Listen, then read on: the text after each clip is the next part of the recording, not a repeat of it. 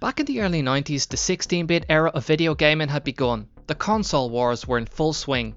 It was Sega versus Nintendo, Mega Drive versus the SNES. And if you grew up during this time, I'm sure you can still hear this picture.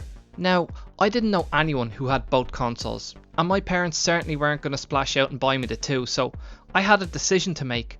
Was I going to go with the Super Nintendo, or was I going to go with the Mega Drive?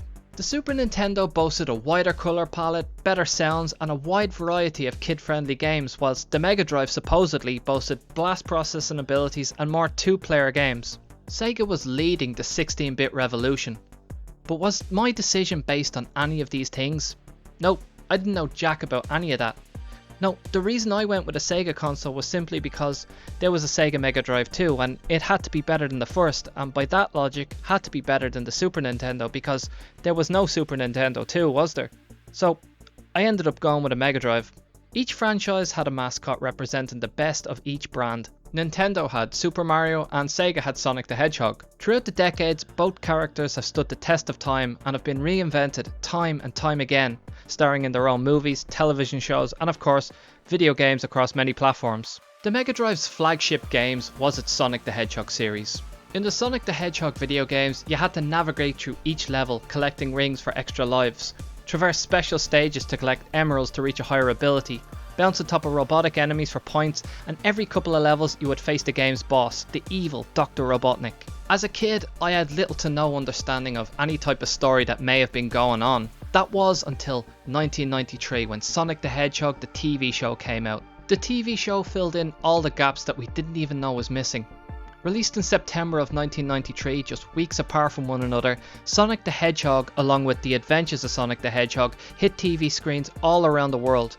I'm fairly certain that I watched both of these shows on TCC, which was the dedicated children's channel at the time. The Adventures of Sonic the Hedgehog was geared more towards younger kids. Its animation and episodes kinda looked like someone put Roadrunner and Tom and Jerry in a blender. Its humour is very slapstick and the animation isn't great, but it's not the worst and certainly miles better than anything that's come out today. But the other show simply titled Sonic the Hedgehog. Now that was in a league of its own. While Adventures of Sonic the Hedgehog took elements of the video game, this show completely took the world that the video games had made and built upon it, creating a rich story that was in line with the world and lore of the video games. The TV series made the video games make sense. Its animation was absolutely beautiful, as was its cast of cute characters. And in this video, I'm going to dive into why I think this series of Sonic the Hedgehog is the best. But before we get into it, if you could like the video, subscribe to the channel and leave a comment. This will help boost this video in the algorithm and help it reach a wider audience. And with that said, let's jump in. In this version of Sonic the Hedgehog, the story is set on a planet called Mobius and is centered around the Kingdom of Acorn and the city of Mobotropolis. Mobotropolis has been conquered by the evil Dr. Robotnik, a mad scientist who betrayed and banished the King of Acorn to another dimension. Now ruling over the renamed city of Robotropolis, Robotnik continues to take over the land with his army of robots, polluting the land and conquering its inhabitants by using a machine called a roboticizer to turn its inhabitants of anthropomorphic creatures into robotic slaves to do his bidding. Sonic and his friends are the last group of freedom fighters standing in Robotnik's way.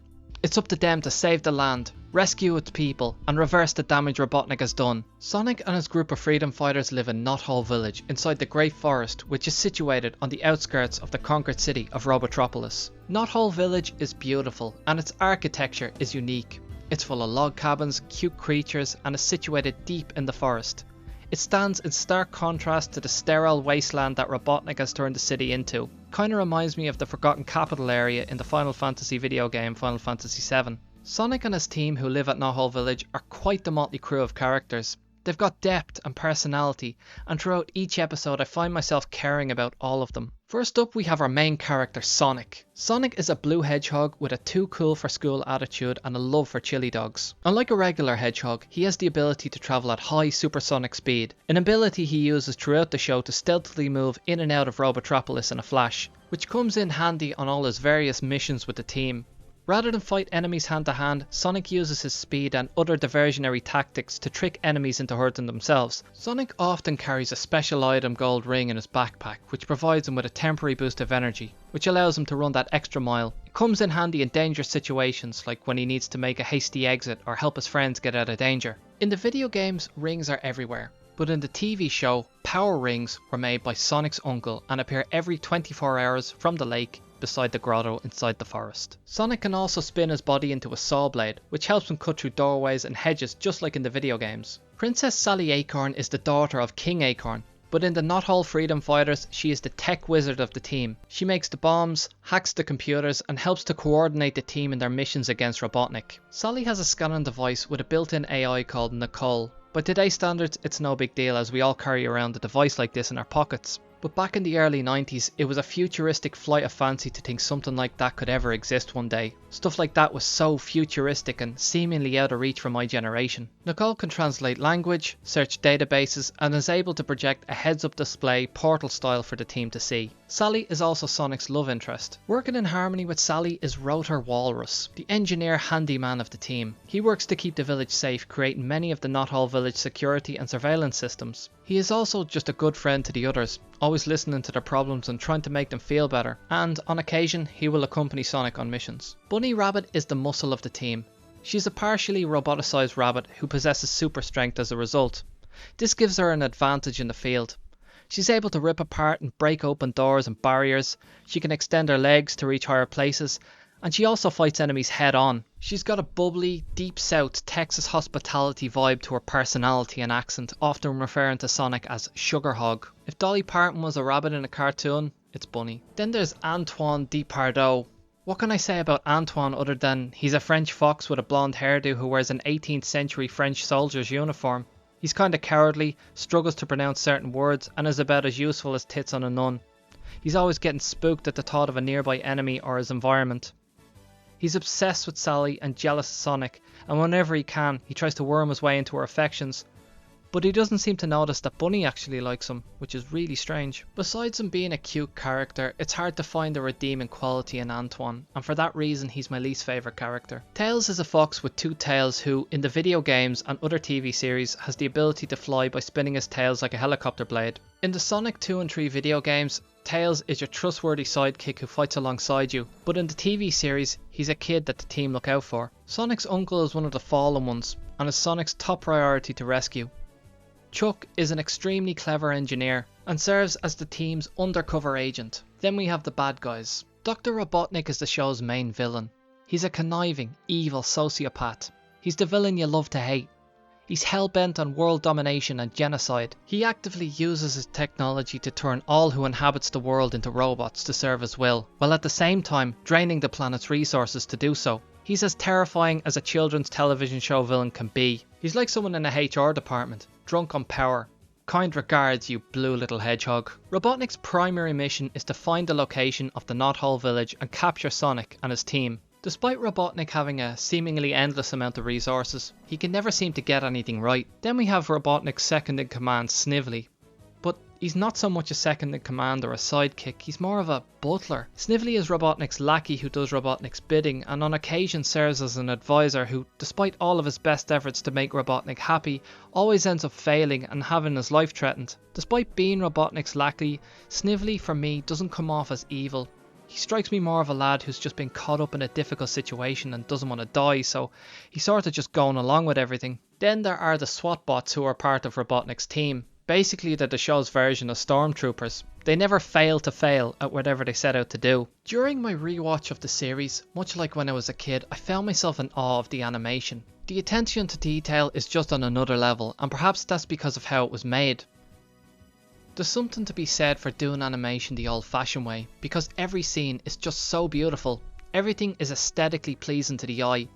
You could literally pause this show at any point and land on a work of art, because that's what it is. Animation that's been painstakingly hand-drawn and shaded to perfection. It's something I feel today's animated shows lacks. Even with shows like EPO that for the most part look excellent, I feel they fall short in certain areas. Computerized animation sometimes just misses the mark and doesn't quite look right, and as odd as this sounds, it can throw me off a little. But Sonic the Hedgehog ticks all the right boxes for me, as does its opening theme. The opening theme is just excellent. It really gets you pumped for what you're about to watch. The theme tune explains who Sonic is, and its visuals show you what he's capable of and what he's up against. Both elements explain the show in a fast and easy way to understand. The scenes in the intro complement the song perfectly. I really love it. Season 1 does a great job at laying the groundwork for an epic tale of good versus evil with a lovable cast of characters. In this first season, we see the gang infiltrating Robotropolis and Robotnik's lair, going on various missions, doing what they can to protect their patch of land and sabotage Robotnik's plans. It's great. I suppose my only criticism is episode 13, the season's finale. Season 1's finale is surprisingly the show's weakest episode. The animation seems a little off, looking more like an episode of Adventures of Sonic. In fact, everything seems a little off. It looks more like a pilot episode than a season finale. The shading of the environment seem wrong, and its main characters look like they're still in the idea stage of development. For example, Sonic's backpack is a different colour than usual, Rotor is purple instead of his regular blue colour, Swapbots are now grey instead of their usual dark blue. Both Bunny and Sally also look completely different as well. We also see Tails fly for the first time in the series, which is something he tends more to do in Adventures of Sonic. Even the humour seems a tad off and unpolished, with all of the characters not quite acting like themselves. What happened here? Did they just decide to use the pilot episode as the last episode, or did they bring a different team in for the story and animation? Who knows? Either way, something seems off. Don't get me wrong, it's not a bad episode by any stretch, but it's definitely the odd one out. And for a closing episode, it falls short of whatever I was expecting, I guess.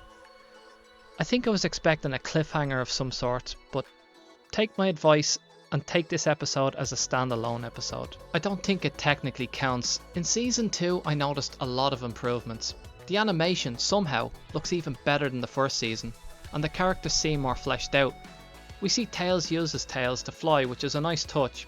They also gave Sally a coat. Now, it wasn't something I really noticed until they gave it to her, but without a coat, Sally looked naked. And once you notice, you can't really unsee it.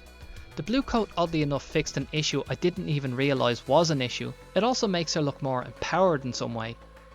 I guess they tried to make improvements to Rotor as well, because he looks a little different too. Season 2 also introduces us to a new character called Dulcie. She is one of the last of the dragons left on Mobius. Dulcie has the ability to fly and carry her friends on her back, but unfortunately finds it hard to stick to landings. She also has the ability to breathe ice to freeze her opponents. Season 2 is all about undoing the damage Robotnik has done. Throughout the series we see the team scouring for parts to make a de-roboticizer, to reverse the roboticizing process and return everyone back to normal.